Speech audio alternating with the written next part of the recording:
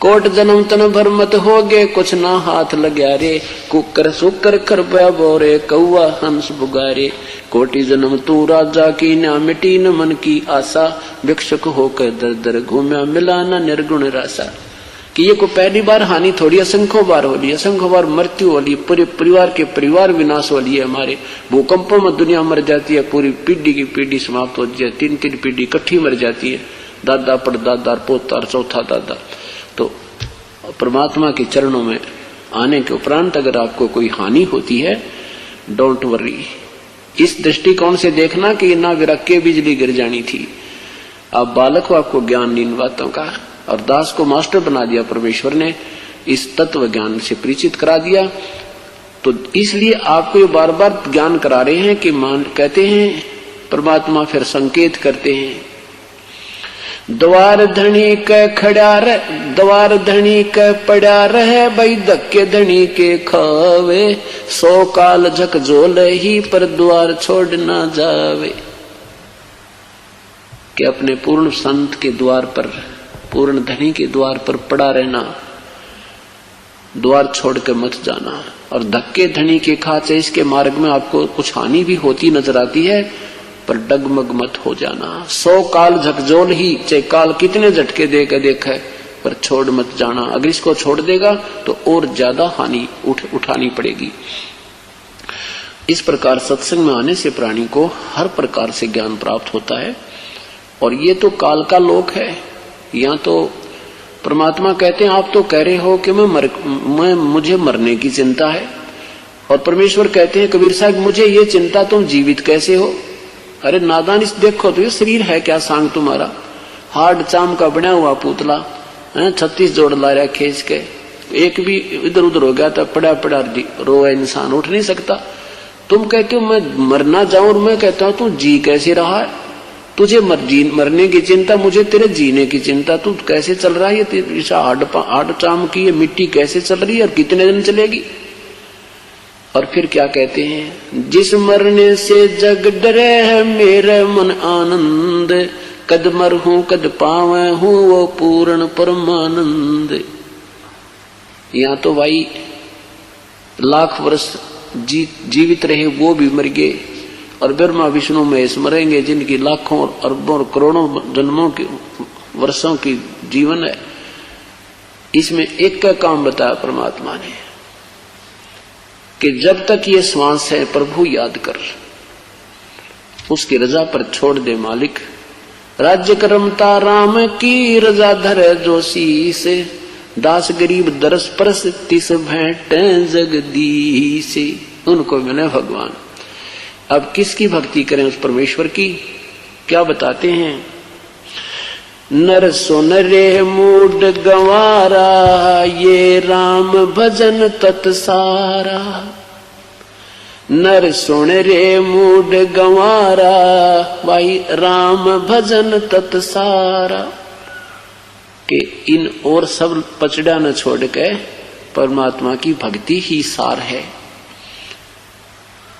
क्या कहते हैं भगवान कि श्वास उसास में नाम जपो, व्यर्था श्वास मत खो, ना बेरा इस श्वास को आवण हो कि न हो। परमात्मा कहते हैं तू मरने वाले को रो रहा है कि वो मर गया है, मर गया, और तू अपने बारे में सोच, क्या तू नहीं मरेगा। कबीर साहब कहते हैं कि समझे ना नादान लोग, अपने को भी मरना होगा, अब करें किसका शोक। अगर हमने ना मरना हो और मरने वाला गलत बन गई हो, तो वो अकेला ही मर गया, हम नहीं मरेंगे, तो वे चिंता भी ठीक लगे तुम्हारी। ईश्वर हमें हर प्रकार से संतुष्टि देते हैं, और वो क्या कहना चाहते हैं, कि सारा ज्ञान दे करके कहाँ हमारा दृष्टि, कहाँ हमारे जो ना दृढ़ करना चाहते हैं बुद्धि को, इसको समझना चाहिए। जैसे सुखदेव ऋषि जी ने और राजा परीक्षित को 7 दिन की कथा सुनाकर एक ही काम किया था 7 दिन में, कि तेरी इसकी वृत्ति संसार से हटकर और स्वर्ग में लग जा, बस। और कोई योगदान उस सुखदेव का नहीं था, इतना ही योगदान था कि इसकी वृत्ति यहाँ संसार से हटा दूं, ऐसी कथा कहानी सुना के, ताकि जब सब सर्प इसको डसे तो इसकी ममता यहाँ किसी बालक में, घोड़े में, को राज में, किसी बच्चे में ना रह जा, कहीं फिर यही आमरे। और पुण्यात्मा वो परमात्मा हमारे आप पे रजा कर देता है, उस कथा की जरूरत कोई ना, वापस सिस्टम बना देता है हमारा। क्योंकि अंत समय में जब जीव की मृत्यु होती है, उस समय हमारी जहां भी आशा रह जाएगी उसी में वही जन्म होगा, हम फिर दुख को के भागी बने रहेंगे। और परमात्मा ऐसे कृपा कर देते हैं। एक भक्त की मां मर गई और 70 साल की हो रही, तो बुढ़िया के पेट में दर्द हो गया और इतना दर्द हो गया कि बालक बोलने व बोल नहीं सके, और ट्रीटमेंट भी कराया, आध घंटे में मृत्यु को प्राप्त होगी। अरे इस बात पर नाम छोड़ गए, नो बोले हमारी तो मां मर गई, बोलने भी ना पाई। और आप कह रहे थे कमाल का बात है, 6 महीने नाम लिए हुए बुढ़िया ने, बताई बुआ गवर्नर बन जाएगी 6 महीने में, अगवा पर उस स्वर्ग से भी ऊपर पहुंच जाएगी। जितना उसने किया उसके साथ है, और 70 साल की बुढ़िया हो रही, बता फिर भी तुम्हारे अंदर खरपतवार वैसा। फिर सत्संग सुना क्या आपने? तुमने 1 साल से नाम लिया हो गया, सत्संग सुन रहे थे, क्या विचार किया? अब परमात्मा ने जो उस बुढ़िया के लिए क्या बहुत अच्छा किया।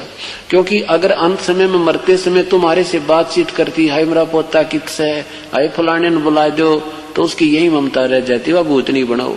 अरे परमात्मा ने 2 सेकंड उसका मन में ना आन दिया, कौन मेरा है कौन तेरा है, उसकी इतना दुख दे दिया और मिनट में ठा ली, और फिर अपने हिसाब से वो जन्म देगा, क्योंकि तुम्हारे कहने से नहीं होगा। अब उस परमात्मा ने तो अपनी आत्मा देखनी है, तुमने मां दिखा थी। उस परमेश्वर को पता ये आत्मा कितनी बार मां बन ली, कितनी बार पशु बन ली, कितनी बार पक्षी बन ली, और इब सूत बैठ गया, थोड़ा सा नाम मिल गया, इब आ गया के मांगा सारी उम्र, मेरा पोता न्यू हो जा, मेरी पोती न्यू हो जा, मेरा बेटा न्यू हो जा, बेटे का न्यू हो जा, उस जितनी कमाई करे थी वह गेल बांट दो। और इब हुआ परमात्मा उसको अपने हिसाब से ऐसे घर में जन्म देगा, उसका जीवन ही सत्साहिब बोलकर प्रारंभ होगा। पर कोई ना बुद्धिमाई कर्म इन इंसान सतगुरु से दूर हो जाते हैं। तो इस प्रकार इस ज्ञान को समझो पहले, नहीं तो मैं इन दूसरे संतों की तरह करोड़ों की संख्या जोड़ देता, अगर उनकी तरह ड्रामा करता, कोई आओ किसी तरह आओ, कोई बूटी लाओ, चाहे कनागत काटो, चाहे मंदिर जाओ। हमने ऐसा नहीं चाहिए, क्योंकि हम दोषी हो जाएंगे। फिर जैसे कोई अधिकारी फौज में लंगड़े लुल्ले भर्ती कर दे तो उसको भी निकाल दिया जाता है फिर फौज से, और वो तो रिजेक्टेड है ही है। तो इस प्रकार वहां वही भर्ती किए जाएंगे जो उस काल के साथ युद्ध कर सकोगे। इस काल के झटके आपके ऊपर आएंगे तो आपको ये ज्ञान ऐसे रोक देगा जैसे ढाल होती है, आप डगमग नहीं हो सकते, और तभी हम सफल होंगे। कहते मौला बैठा मोर चे देख जन की भेड़, 12 कोट जम किंकर जहां वहां एक नाम की खेड़। क्या बताते हैं कि परमात्मा हमारे इस खेल को देख रहा है, और कहते हैं वहां जब यहां से हम चलेंगे तो आगे आपको यमदूत मान ले दिखाई भी देंगे, तो न्यू ना करियो हाय माँ हाय बाबू हाय पिताजी, नहीं। कहते वहां सिमरण करना सांस वाला, और उस सांस के सिमरण तो देखिए उसका कैसी टक्कर लगेगी, न्यू पड़ेंगे उनके कमर जा जाकर लगेगी।